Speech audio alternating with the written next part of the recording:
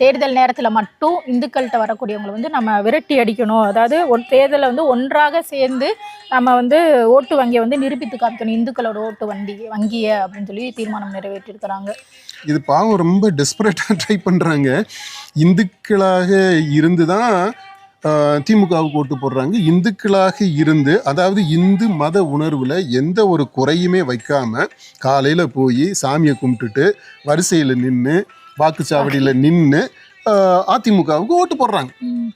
கம்யூனிஸ்டுக்கு ஓட்டு போடுறாங்க. கம்யூனிஸ்டுக்கு ஓட்டு போடுறவங்களே அவங்கெல்லாம் கம்யூனிசம் வந்து கடவுள் மறுப்பு அப்படின்னு நம்பிக்கிட்டு இருக்கிறோம். எல்லா கம்யூனிஸ்டுகள் இல்லை, ஆனால் பெரும்பான்மையான கம்யூனிஸ்டுகள் கடவுள் மறுப்பு கொள்கையில் உறுதியாக இருக்கிறாங்க.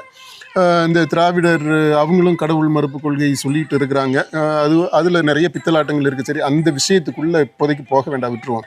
அதனால் கடவுளை நம்பக்கூடிய இந்துக்கள், நல்ல இந்துக்கள், பக்திமான்கள், அவங்களே இந்த இவங்க இப்போ சொல்லிட்டு இருக்கிறாங்களே பாஜக, ஆர்எஸ்எஸ், அது பாஜக அல்லாத இந்து முன்னணியின் சப்போர்ட் இல்லாத இந்து முன்னணி எதிர்க்கக்கூடிய அந்த கட்சிகளுக்கு ஓட்டு போட்டுக்கிட்டு தான் இருக்கிறாங்க.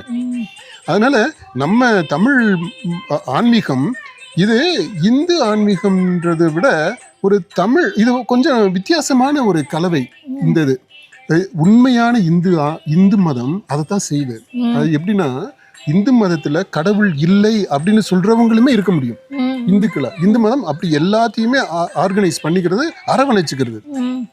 அந்த தத்துவம் பார்த்தோம்னா தெரியும். இந்து அந்த தத்துவங்களை பார்க்கும்போது அந்த ஃபிலாசபி, இந்தியன் ஃபிலாசபி, அதை நான் கொஞ்சம் படிச்சிருக்கிறதுனால இதை நான் துணிஞ்சு சொல்ல முடியும். அதில் இந்து மதம் அப்படின்றது பல மதங்களினுடைய, சிறு மதங்களினுடைய, கிளை மதங்களினுடைய ஒரு கூட்டாக இருக்கு, ஒரு கலவை. அது ஒரு நல்ல இணக்கம் இருக்கு. அந்த நல்லிணக்கத்தை நம்ம இங்க நம்ம நாட்டில் அந்த அரசியலில் பின்பற்றணும்னா அதுவே ரொம்ப சிறப்பாக இருக்கும். இந்த அரசியலுமே ஆன்மீகமயமாயிடும். அதனால இந்த மாதிரி ஒரு நேரட்டிவை செட் பண்ணி மக்களை போலரைஸ் பண்ண பார்க்கறது, இந்து நீ அப்படி ஒதுங்கி வந்துரு அப்படின்னா எங்கே போக முடியும்? என்ன ஆப்ஷன்ஸ் இருக்கு? எதுக்கு அந்த மாதிரி செய்யணும்? அது அவசியம் இல்லாததுன்னு நினைக்கிறேன்.